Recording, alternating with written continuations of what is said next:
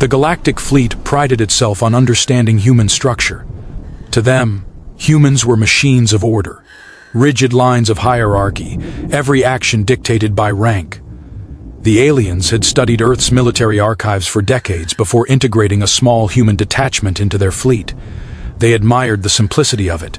Captain commands, lieutenant obeys, medic heals, soldier fights. Predictable, safe. When the cruiser Velenar departed for the frontier, they assigned a single human medical officer to observe fleet medical protocols. Lieutenant Dr. Alara Quinn, slight, unassuming, her uniform marked with the insignia of a healer, not a warrior. The alien officers regarded her with polite curiosity, whispering that she was a civilian attachment who wouldn't understand combat discipline. Their first joint mission, a relief operation on a hostile moon, went catastrophically wrong. A meteor storm tore through their descent craft, ripping through the formation. When the survivors crawled from the wreckage, smoke choking the red air, every commanding officer was gone. The senior alien left alive, a communications sergeant, froze under the crushing silence of commandlessness. The aliens began arguing in their hissing dialects, uncertain who had authority now. Then Alara stood. Her uniform was scorched, a streak of blood across her cheek, but her voice was steady. "Anyone who can walk, form a perimeter. Injured, sit where I can see you." The aliens blinked at her, confused. "Lieutenant Quinn," one sputtered, "you are medical, your command level is..." "0," she interrupted. "So start listening, because command levels are dead." Something in her tone, quiet, absolute, and terrifyingly human, cut through the panic. One by one the aliens obeyed. And on that burning moon, under a dying sky, the galactic fleet learned their first mistake about humans. Rank was not the source of their order. It was their will. The aliens had never seen leadership without orders before. On their worlds, command flowed downward like gravity, no captain, no action. But as the smoke cleared and the strange atmosphere gnawed at their respirators, Alara Quinn became gravity itself. Her voice carried through the wreckage, calm but sharp. Every word laced with urgency. "Move those wounded behind the ridge. You, seal that fracture before it ruptures. I need bio-readings on everyone still breathing." The alien soldiers hesitated at first, glancing at each other for validation. She was a healer, not a commander. But her precision, her certainty, it demanded obedience in a way no formal authority ever had. Even the most disciplined of them, bred to obey only superior ranks, found themselves following her instinctively. When a wounded Varnak collapsed, she was beside him in seconds, pulling a field stabilizer from her med pack and improvising a circulatory patch from the suit's coolant lines. "Don't die yet," she muttered. "I'm not done yelling at you." The alien's bioluminescent eyes fluttered, confused by her tone, a strange blend of irritation and compassion, and then he stabilized. Hours passed. The storm intensified, radiation spiking, predators howling through the crimson fog. The aliens looked to her, not for treatment now, but for direction. She divided rations, mapped escape routes, and when a communication relay flickered back to life, she refused to call for extraction. "No signal strong enough," she said, scanning the sky. "If we waste power now, we die before rescue." No one argued. The concept of acting without orders should have terrified them, yet under her command it felt natural. And somewhere in the back of their minds, the aliens began to understand what Doc meant to humans. It wasn't just healer. It was the one who keeps you alive, by any means necessary.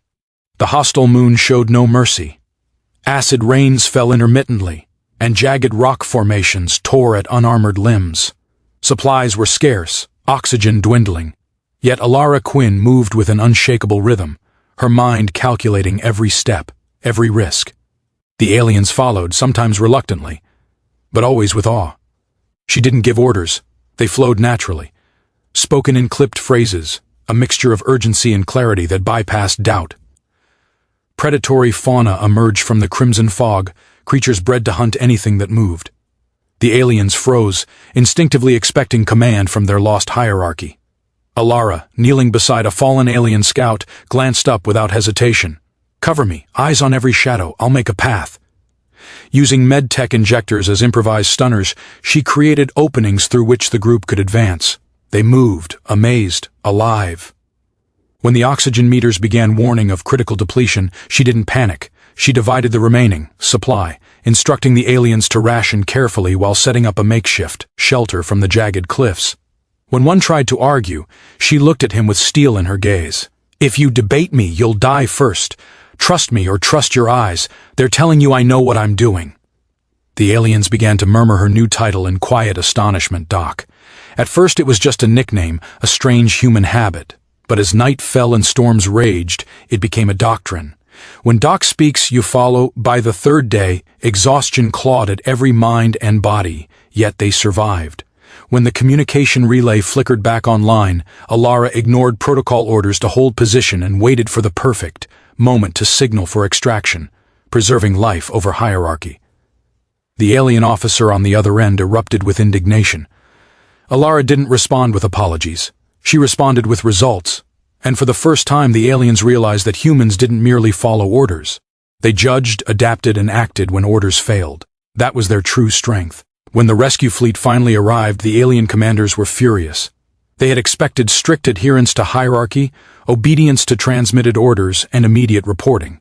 Instead, they found Lieutenant Dr. Alara Quinn, calmly overseeing every alien under her care, orchestrating triage, rationing, and extraction as if the wrecked moon were her own command deck.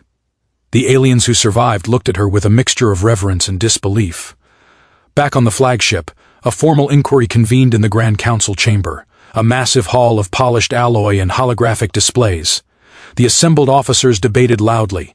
Protocol had been violated, orders had been ignored, procedures disregarded, yet every report and sensor log confirmed the same irrefutable fact: Alara Quinn had saved every life. When called to testify, she stepped forward, hands clasped behind her back, calm and collected. "I did what was necessary," she said plainly. "Commanders were dead, orders were irrelevant, and lives depended on immediate action. Waiting for permission would have killed them all." The council fell silent. Aliens whispered among themselves. This was not the language of subordinates, it was the voice of authority, yet she had none by their definition, save the authority of competence and courage. The senior strategist finally spoke, his voice carrying the weight of decades of military doctrine. "We trained for obedience. She acted without orders, and she succeeded. The chain of command does not account for her type of judgment." From that moment, a new protocol was quietly added to the fleet manuals. In any mixed-species operation, if a human with the designation Doc issues instructions, they are to be followed without hesitation. Not because they outrank anyone, but because the no. Alara returned to her medbay duties as if nothing had changed, tending to wounds and calibrating equipment. Yet every alien officer she passed carried a newfound respect. For the first time, the galactic fleet understood that human authority was not granted, it was earned through action. And in the crucible of survival that made them the most formidable allies in the galaxy, the lesson was simple: rank mattered, but Doc mattered more.